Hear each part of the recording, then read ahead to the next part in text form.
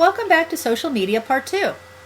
In this video, we're going to dive right into these free tools that you can use for your own social media strategy. And of course, I'm giving you all this great information and you can use it yourself, and you can use it in the same way that I use it to drive all of my followers and all of my traffic to connections groups.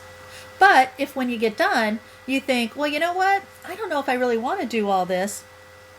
I think I might just hire Sue to do this, then you'll be able to do that as well. Because I have a great package that I put together for my Connections members called Complete Connections. And it includes handling your social media as well as advertising through every level of Connections groups and our social media. You'll learn more about that at the end.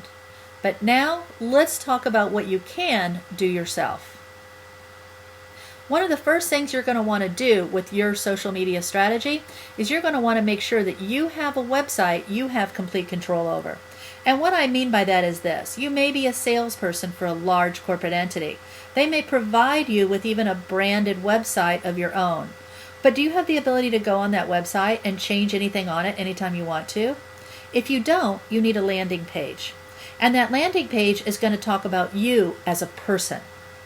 It's going to be used for promotions. You're going to use it to capture emails for your own email newsletter that you're going to implement. And you're going to use it as a portal to interactive social media sites. Of course, you're going to link it to the main corporate site as well. Now, there's two free tools that I use for my landing page. One is called Composer. And just go out there and Google it. I believe it might be composer.com. It's a what you see is what you get website editor, meaning that if you can use Microsoft Word to create a flyer, you'll be able to figure out how to use Composer. And if you have a problem with any area of a piece of software that you're using, always look in their help file or simply go to Google and put your question into Google. For instance, if I was trying to figure out how to embed a linked graphic into a Composer website, I might go to Google and type in embed graphic, make it a link in Composer. Okay, and then I'm going to find a forum or some kind of a platform where people are actually talking about how to do that. Now, the next free tool that you're going to want to get is FileZilla. Again, just Google FileZilla, you'll find the website for it.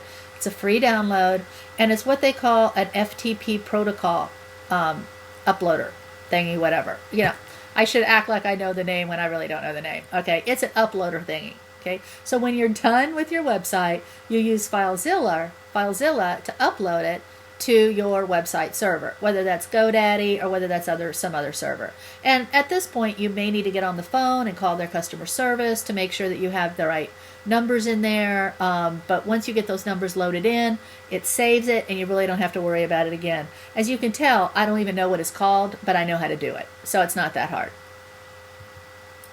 Now, for the next step, the second step in your Facebook strategy is you want a Facebook presence. Okay, you want maybe multiple presences. You want a personal Facebook page for yourself, and that's where all your goofy personal stuff goes. Okay, your niece's sorority party, your Aunt Marge's bunion, whatever it is that's in your personal life that you don't want all your business people seeing.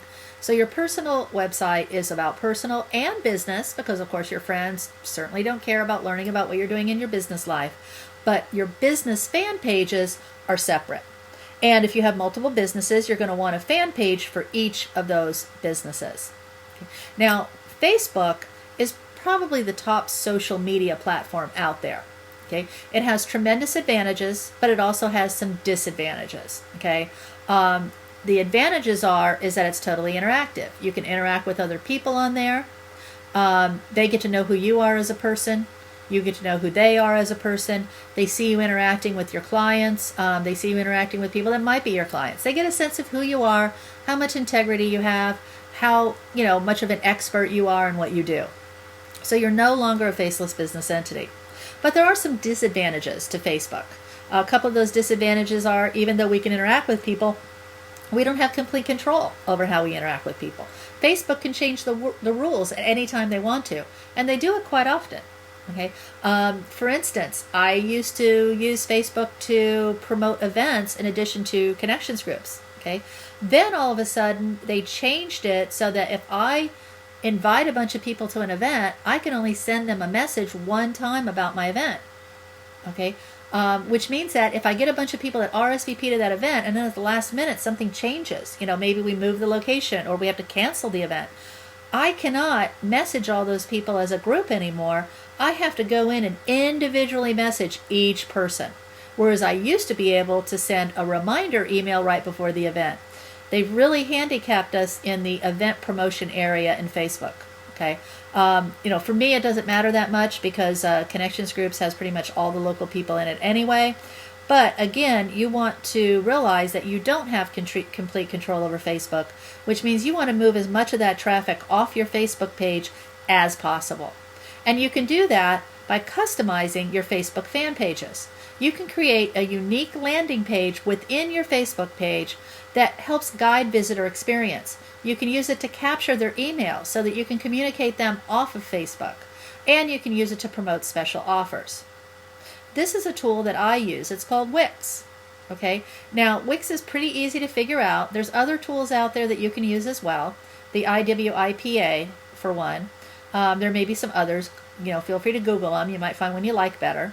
Okay. There's another free tool I use called Jotform. There's other tools like that out there as well. Jotform is obviously a form site. And so what I did here is I created a custom fan page, landing page for Moontide. And it just simply says, like us, make Moontide your home. Okay. And it has a very simple little capture box in there for people to put their email and tell us whether they live in Florida. And most people know when they see something like that, they'll put their email in because they want to get on your mailing list. Okay, so now I'm going to be capturing people for their monthly email newsletter. I created 2 other pages with this.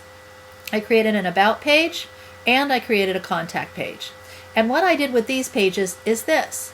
With the about page, I just told people about Moontide so that they could feel like they knew the property just a little bit. And Moontide's a great place. It's right on New Smyrna Beach. They have 1 to 3 bedroom apartments.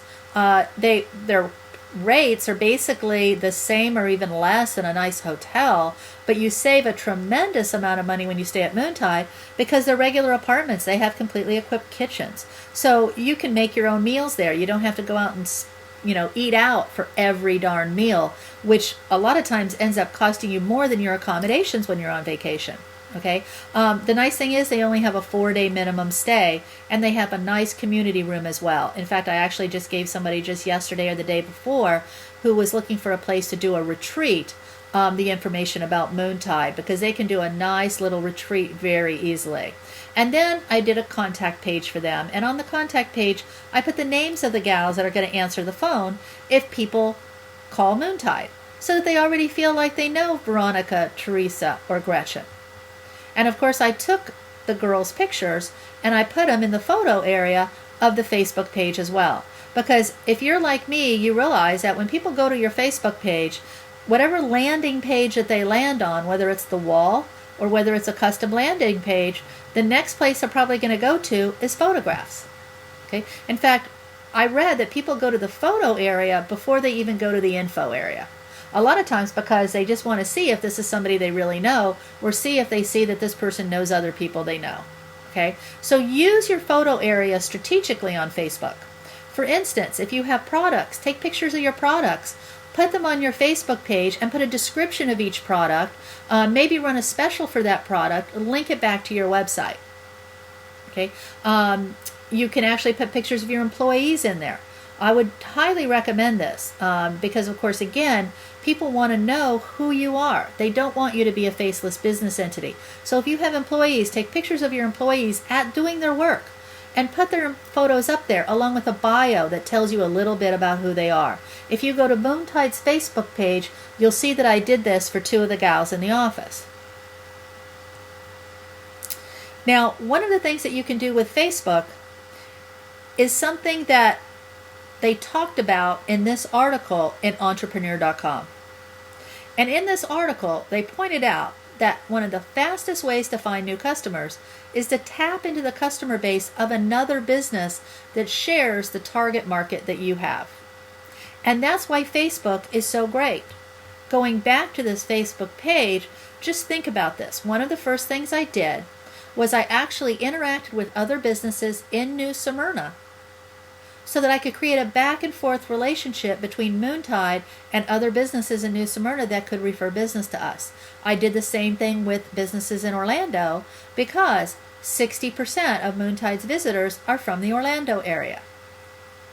Now, when you do that and you're putting things on the walls of these other businesses, remember, this has to be a quid pro quo. You can't just go post on their wall without posting stuff on your wall about them, because you want to create a mutual thing. You don't want to be a taker. You want to be a giver too.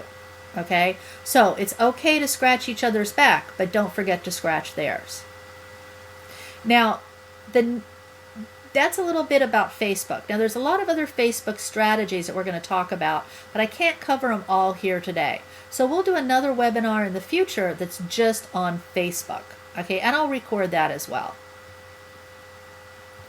The next thing we're going to talk about is YouTube. And I'm going to have to put the YouTube in video number 3. So, signing off now, but check video number 3 for the rest of our social media strategies. You'll love them.